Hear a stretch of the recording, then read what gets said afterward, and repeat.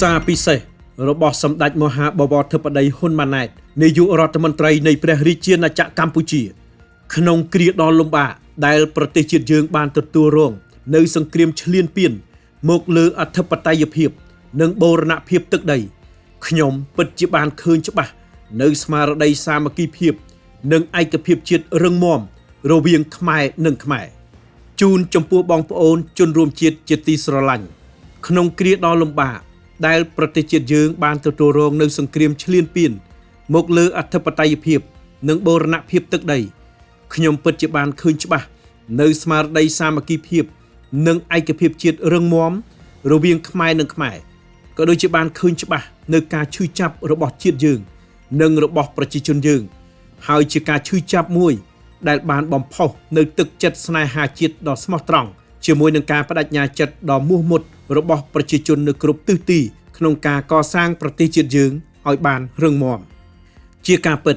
ការលំបាករបស់ជាតិនាពេលនេះ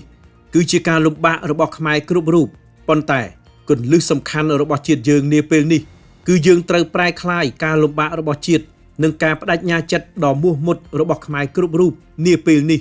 ឲ្យคล้ายទៅជាកម្លាំងតស៊ូដ៏រឹងមាំរបស់ជាតិនិងគោលដៅដ៏ពិសិដ្ឋរបស់ជាតិពោលគឺការរួមសាមគ្គីគ្នាជាធ្លុងមួយដើម្បីការពារជាតិមាតុភូមិជាទីស្រឡាញ់របស់យើងនិងធ្វើឲ្យជាតិខ្មែរយើងបានរឹងមាំស្របតាមបំណងប្រាថ្នាដ៏ពិសិដ្ឋរបស់ខ្មែរគ្រប់រូបជាមួយគ្នានេះនិងចំពោះមុខនេះយើងមានភាពចាំបាច់ក្នុងការរួបរวมសាមគ្គីគ្នាជាធ្លុងមួយជាមួយនឹងការបដិញ្ញាចិត្តរួមរបស់ជាតិដើម្បីពង្រឹងសក្តានុពលជាតិលើគ្រប់វិស័យនិងលុបបំបាត់ភាពអសកម្មទាំងឡាយក្នុងសង្គមជាតិដែលធ្វើឲ្យជាតិចុះខ្សោយសន្តិសុខនិងសន្តិភាពសង្គមនិងការប្រយុទ្ធប្រឆាំងនឹងឧក្រិដ្ឋកម្មគឺជាអាទិភាពមួយនៃគោលនយោបាយរបស់រាជរដ្ឋាភិបាល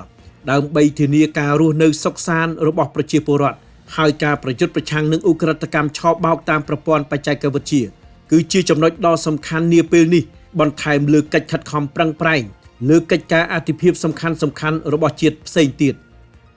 ដោយមើលឃើញពីគ្រោះថ្នាក់ធ្ងន់ធ្ងរចំពោះសង្គមជាតិដែលបង្កឡើងដោយឧក្រិដ្ឋកម្មឆបោកតាមប្រព័ន្ធបច្ចេកវិទ្យានិងភាពស្មុគស្មាញនៃឧក្រិដ្ឋកម្មសម័យទំនើបមួយនេះដែលមានបណ្ដាញប្រតិក្រឡាពីប្រទេសមួយទៅប្រទេសមួយរាជរដ្ឋាភិបាលនីតិកាលទី6នៃរដ្ឋសភារហូតដល់ដើមនីតិកាលទី7នៃរដ្ឋសភាបានចាត់វិធានការជាច្រើនលើឧក្រិដ្ឋកម្មនេះដោយទទួលបានលទ្ធផលវិជ្ជមានជាច្រើនការសម្រេចចិត្តរបស់រាជរដ្ឋាភិបាលនីតិកាលទី7នៃរដ្ឋសភាក្នុងការកំណត់ថាការប្រយុទ្ធប្រឆាំងនឹងឧក្រិដ្ឋកម្មគឺជាកិច្ចការអាទិភាពក្នុងរបៀបវារៈនយោបាយរបស់ខ្លួនគឺពុំមែនជាការចែកដន្លើយហើយការដាក់ចេញនូវវិធានការម៉ឺងម៉ាត់និងមុតស្រួចជាបន្តបន្ទាប់លើឧក្រិដ្ឋកម្មឆបោកតាមប្រព័ន្ធបច្ចេកវិទ្យានាពេលកន្លងមកគឺជាសក្ខីភាពមួយនៃការអនុវត្តការបដិញ្ញាចិត្តខាងនយោបាយរបស់រាជរដ្ឋាភិបាលក្នុងការប្រយុទ្ធប្រឆាំងនឹងឧក្រិដ្ឋកម្មឆ្លងដែនមួយនេះដែលជាក្តីកង្វល់រួមរបស់កម្ពុជាតំបន់និងពិភពលោកហេតុដូច្នេះខ្ញុំពិតជាចង់ឃើញណាស់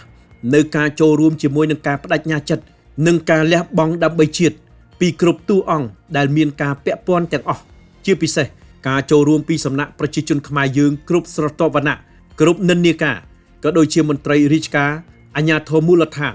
កងកម្លាំងមានសមត្ថកិច្ចពាក់ព័ន្ធទាំងអស់ដើម្បីយើងរួមគ្នាជាកម្លាំងមហាសាមគ្គីជាតិខ្មែរសម្ដៅលុបបំបាត់នៅរាល់បញ្ហាអសកម្មពាក់ព័ន្ធនឹងឧក្រិដ្ឋកម្មឆបោកតាមប្រព័ន្ធបច្ចេកវិទ្យាក៏ដូចជាដើម្បីលើកកម្ពស់កេរ្តិ៍ឈ្មោះដ៏ប្រពៃនៃព្រះរាជាណាចក្រកម្ពុជានៅលើឆាកអន្តរជាតិជាចុងបញ្ចប់ខ្ញុំព្រះករុណាទូលព្រះបង្គំខ្ញុំសូមប្រសិទ្ធពរជូនដល់បងប្អូនជនរួមជាតិជាទីស្រឡាញ់សូមសំប្រកបដោយពុទ្ធពរនិងពរទាំង5ប្រការគឺអាយុវណ្ណៈសុខៈពលៈនិងបដិភានៈកំបីឃ្លៀងឃ្លាតឡើយ